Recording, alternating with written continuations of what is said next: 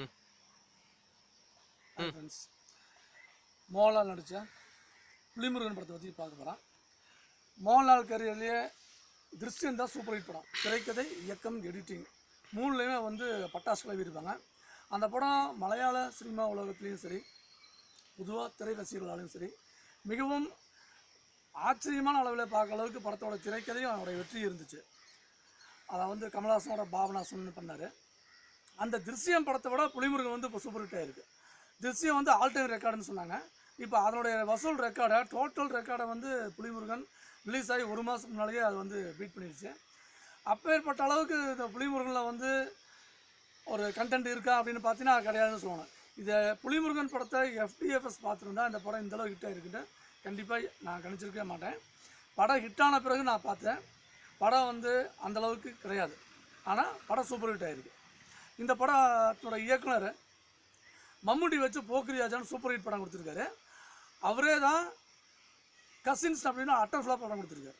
பொதுவாக ஒரு ஃப்ளாப் படம் கொடுத்த இயக்குனருக்கு ஒரு முன்னணி ஹீரோ மறுபடியும் வாய்ப்பு கொடுக்குறது ரொம்ப ரொம்ப ரிஸ்க்கான விஷயம். அந்த ரிஸ்க்கை வந்து மோகன்லால் எடுத்து சக்ஸஸ் பண்ணியிருக்காரு. இந்த டைமில் இதை ஏன் அப்படி சொல்கிறேன்னா, அழகிய தமிழ் மகன் ஒரு ஃப்ளாப் படத்தை விஜய் கொடுத்தப்போ பரதன் இயக்குனரை எல்லாருமே வந்து திட்டினாங்க. அதே இயக்குனரை வந்து விஜய் கூப்பிட்டு பைரவா சான்ஸ் கொடுத்துருக்காரு. சமூக வலைத்தளத்தை அதை பற்றி ரொம்ப கிண்டலும் கேலியும் பேசிகிட்டு இருக்காங்க. அது தேவையில்லாதது அப்படின்னு சொல்கிறக்காக இதை சொல்கிறேன். கசின்ஸுங்கிற ஹிட் அட்டர் ஃப்ளாப் படத்தை கொடுத்தவர் புலிமுருகன் ஒரு சூப்பர் ஹிட் படத்தை கொடுக்கும்போது ஏன் அழகிய தமிழ் மகன் ஃப்ளாப் படம் கொடுத்த பரதன் பைரவா வந்து ஹிட் ஆகக்கூடாது? அதனால் அப்படி யாரும் பார்க்க வேண்டியதில்லை. சரி, இப்போது புலிமுருகனை பற்றி டாபிக் வருவோம். புலிமுருகன் ஃபாரஸ்ட்டு பேஸ் பண்ணி எடுத்த படங்கள்லாம் தமிழில் வந்து ஒரு 3 படம் சூப்பர் ஹிட் ஆயிருக்கு. உதாரணமாக மலையூர் மம்பட்டியன், சீவலப்பேரி பாண்டி, கேப்டன் பிரபாகரன். இந்த 3 படம் எனக்கு தெரிஞ்சு தமிழில் வந்து ரொம்ப ஃபாரஸ்ட் டிபார்ட்மெண்ட்டில் எடுத்த அதை பேக்ட்ராப்பில் எடுத்த படத்தில் ஹிட் ஆனது தான் சொல்லலாம். புலிமுருகனில் ஹீரோ சின்ன வயசில் அப்பா வந்து ஒரு புலியால் இழக்கிறார். அதனால் அவர் வந்து புலி மேலே எல்லாம் வெறுப்பு. காட்டில் இருக்கிற புலி தேவையில்லாமல் நாட்டுக்கு வந்து மக்களை வந்து கொள்ளுது இல்லையா, அதை வந்து இவர் எதிர்க்கிறாரு. அந்த மாதிரி புலியில் வந்து வேட்டையாட நினைக்கிறார். சட்டப்படி புலியை வந்து தனி மனிதன் வேட்டையாடக்கூடாது. ஆனால் இவர் அதை பண்ணுறாரு. இவருடைய ஒர்க்கே அதுதான். இந்த மாதிரி கதை போகுது. படத்தில் வந்து புலி சம்மந்தப்பட்ட புலி ஹீரோ 2 பேரும் மோதிர சீன் மொத்தமே 3 தான். சின்ன பையனாக இருக்கும்போது ஒரு சீனு, ஹீரோ இன்ட்ரடக்ஷன் அப்போ ஒரு சீனு, கிளைமாக்ஸில் ஒரு சீன், மொத்தமே அந்த 3 சீன் தான் வந்து புலியும் ஹீரோ மோதிர மாதிரி. ஆனால் படம் வந்து அந்த 3 காட்சிகளுக்காகத்தான் வந்து மக்களே பரபரப்பாக பேசப்பட்டு வருது. இதில் வந்து Kamalini Mukherjee heroine, Namitha side character. எப்படி குஷி படத்தில் வந்து கட்டிப்பிடிடான ஒரு சைடு ட்ராக் ஓடிச்சு இல்லையா, அந்த மாதிரி வந்து இந்த படத்தில் நமிதா வச்ச ஒரு தேவையில்லாத ஒரு காமெடி சீனு அது மக்கள் வந்து வரவேற்கிறாங்க. அந்த சீன் வரும்போதெல்லாம் அந்த கட்டிப்பிடிடா பிஜிஎம் வருது, மக்கள்லாம் கைதட்டுறாங்க. இந்த படத்தில் வந்து கமாலினி முகர்ஜினுடைய நடிப்பு ரொம்ப எல்லாம் வந்திருக்கு. அவங்க கணவன் மனைவி, அதாவது ஹீரோ ஹீரோயின் பண்ணுற உடல் காட்சிகள் வந்து ரொம்ப மக்களால் வந்து ரசிக்கப்படுகிறது. இந்த படத்தில் கமர்ஷியல் எலிமெண்ட்ஸு, திரைக்கதை நுணுக்கங்கள் அப்படின்லாம் பார்த்தா எதுவுமே கிடையாது. ரொம்ப சாதாரணமான கதை தான். மக்களுக்கு அந்த புலி சேசிங்கு ரொம்ப பிடிச்சிருச்சு. அதனால் இந்த படம் ஹிட் ஆகிடுச்சு.